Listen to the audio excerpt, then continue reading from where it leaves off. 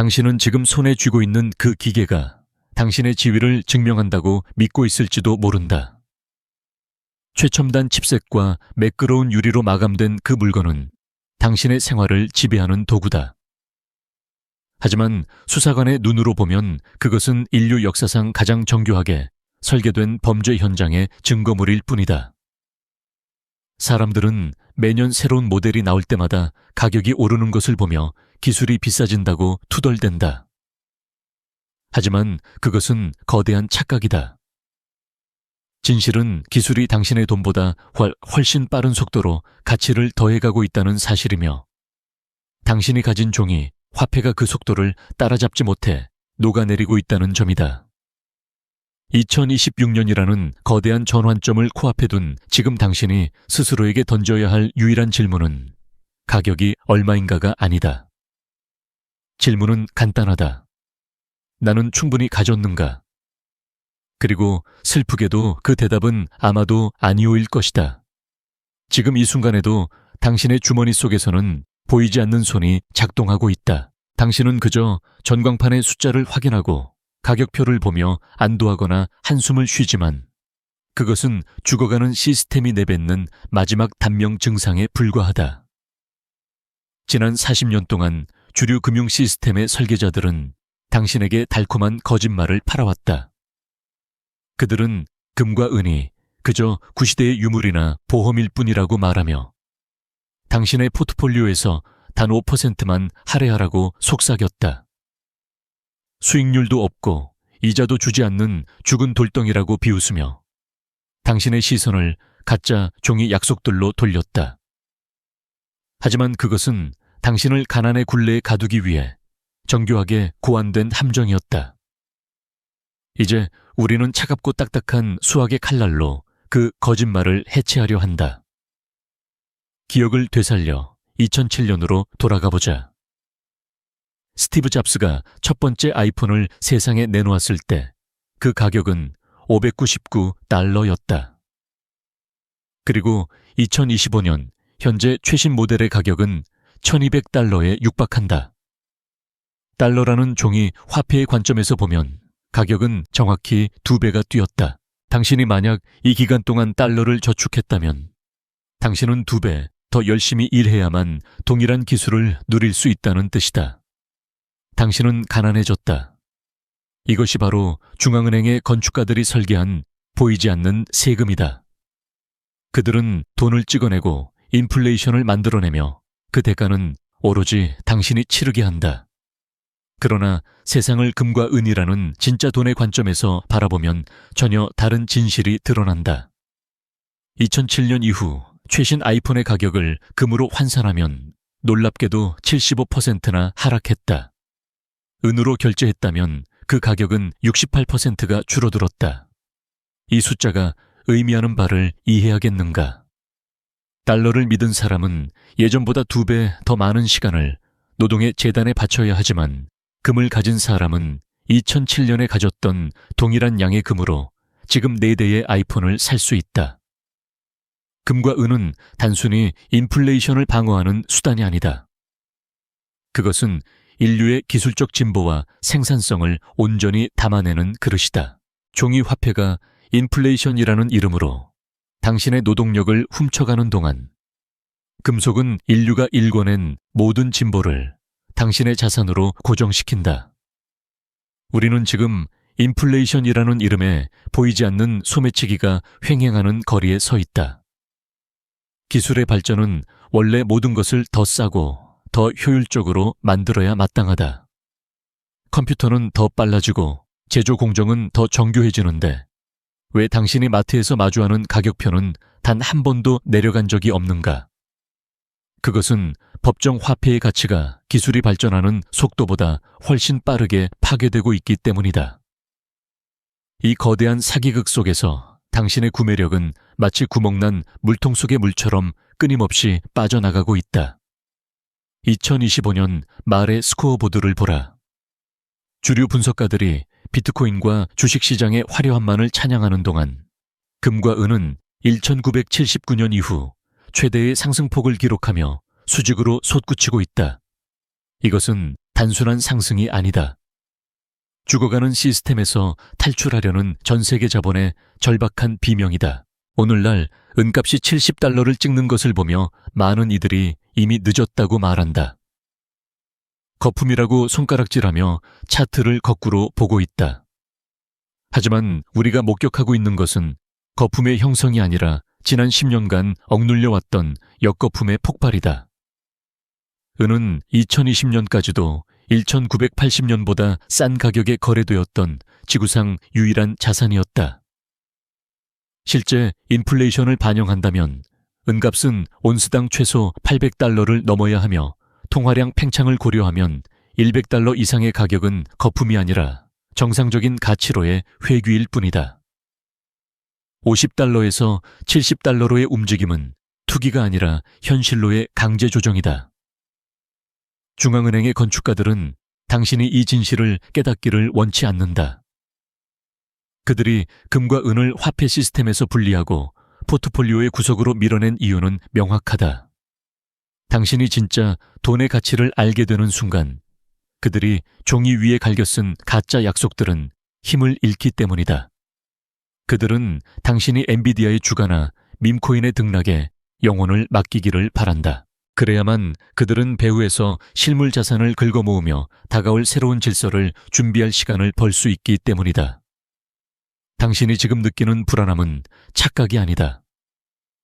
그것은 시스템의 기초가 무너지는 소리를 듣는 본능적인 경고다. 2026년이라는 시한폭탄의 타이머는 이미 돌아가기 시작했다. 가격은 숫자에 불과하다. 중요한 것은 가치다. 당신이 노동으로 맞바꾼 그 소중한 시간들을 쓰레기통으로 직행할 종이 조각에 보관할 것인가?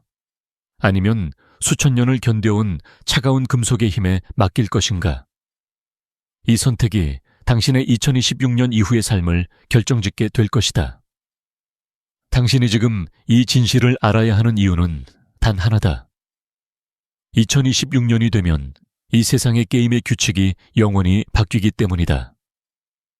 우리가 목격하고 있는 이 화폐의 붕괴는 단순한 경제 현상이 아니라 정교하게 설계된 거대한 함정으로 당신을 몰아넣기 위한 몰이 사냥에 불과하다. 당신의 주머니 속에서 녹아내리고 있는 종이, 화폐는 그저 시작일 뿐이다. 건축가들은 이미 다음 단계인 디지털 감옥에 창살을 세우고 있다. 2023년에 가동을 시작한 패드나우 시스템은 단순한 결제망이 아니라 당신의 목을 죄일 디지털 올가미의 배관 공사였다.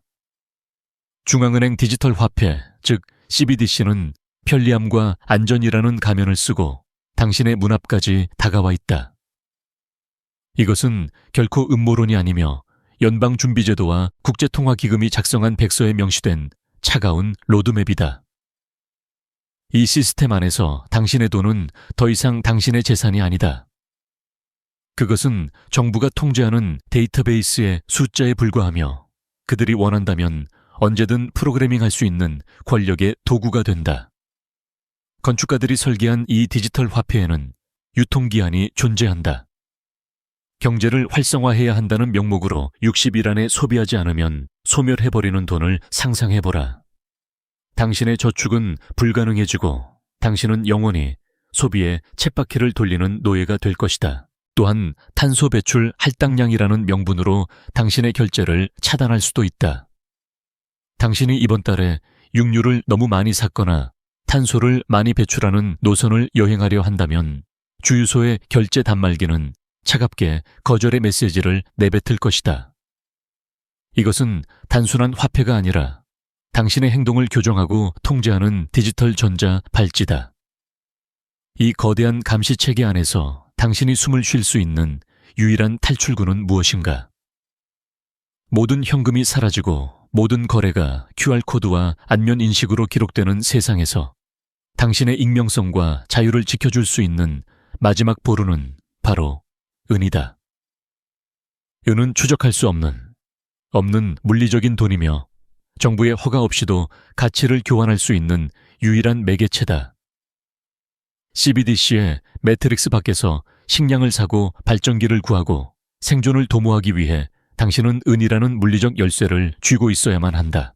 현금이 금지되는 사회가 오면 은의 가치는 단순히 전광판의 숫자로 환산되지 않는다. 그때가 되면 은은 70달러라는 가격표를 떼어버리고 자유권이라는 이름의 프리미엄을 입게 될 것이다. 디지털 통제 시스템에 편입되기를 거부하는 자유로운 인간들 사이에서 은 한 온스는 500달러 그 이상의 가치를 지니게 될 수도 있다. 당신이 은을 사는 것은 단순히 수익을 내기 위해서가 아니라 다가올 감옥에서 나갈 수 있는 보석금을 미리 준비하는 것과 같다. 거래소의 구매 버튼이 회색으로 변하고 대리점의 재고가 바닥나는 순간은 예고 없이 찾아온다. 그때가 되면 당신이 가진 종이 달러는 아무런 힘이 없다. 그들은 당신의 계좌를 동결하거나 디지털 화폐로 강제 전환하며 당신의 선택권을 박탈할 것이다. 건축가들은 당신이 이 2026년의 덫에 걸려들기를 기다리고 있다. 당신은 시스템의 노예가 되어 배급 카드를 기다릴 것인가? 아니면 스스로의 은행이 되어 무너지는 마천루 사이로 탈출할 것인가? 이 차가운 금속의 무게만이 당신이 여전히 자유로운 인간임을 증명하게 될 것이다. 단순히 함정이 닫히기를 기다리며 방어만 하지 마라. 지금은 공격으로 전환해야 할 순간이다. 유럽의 구왕족들과 초부 유충들은 위기 속에서 어떻게 불을 지켜왔는가? 그들은 단순히 금속을 모으는 것이 아니라 부의 이동을 설계했다. 당신이 2026년의 대전환을 이해한다면 지금의 공포는 당신을 일평생 부자로 만들어줄 단 한 번의 기회가 될 것이다. 사람들은 집값이 비싸서 살 수 없다고 절규한다 하지만 그것은 달러라는 오염된 렌즈로 세상을 보기 때문이다. 진짜 돈의 세계에서 부동산은 지금 대공황 상태에 빠져 있다. 1990년부터 2006년 사이 미국 주택 한 채의 중위 가격은 금 457 온스였다.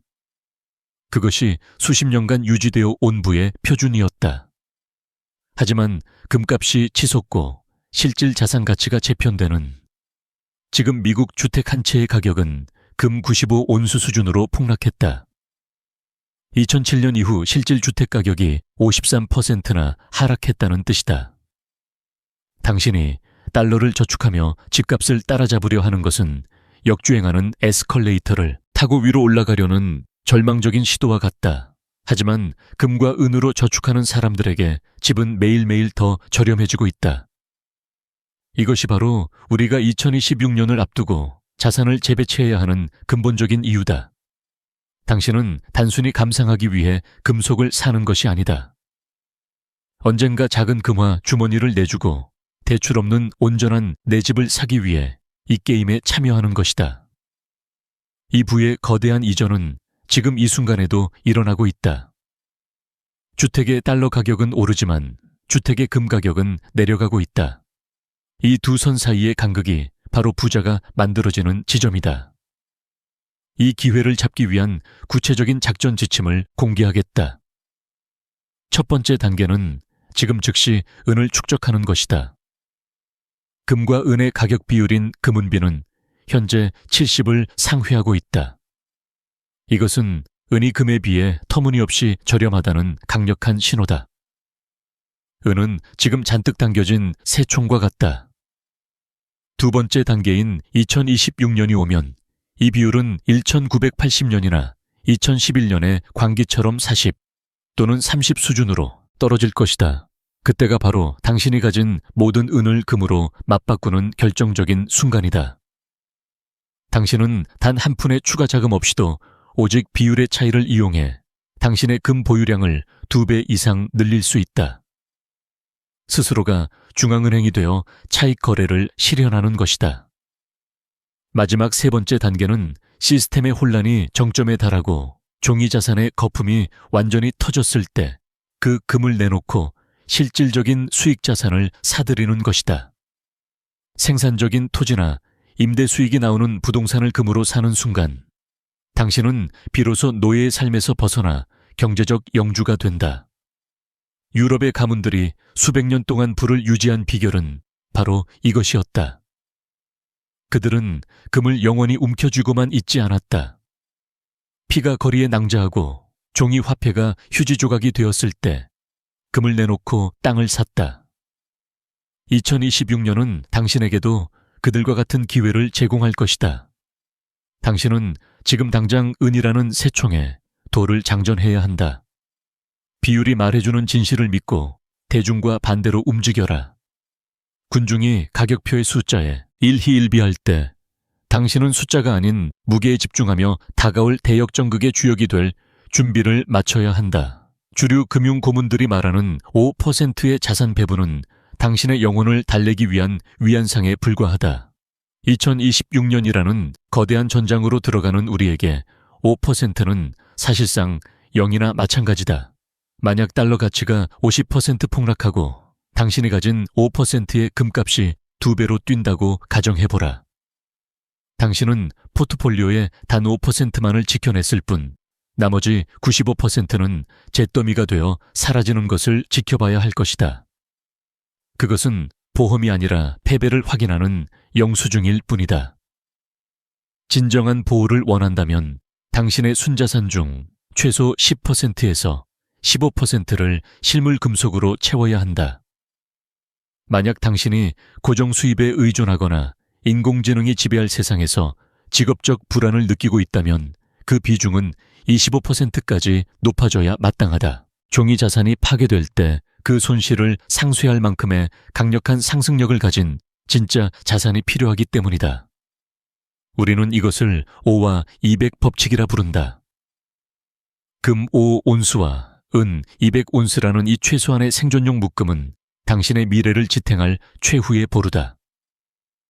2021년 우리가 이 법칙을 처음 제안했을 때 이 세트를 마련하는 데 드는 비용은 14,300달러였다.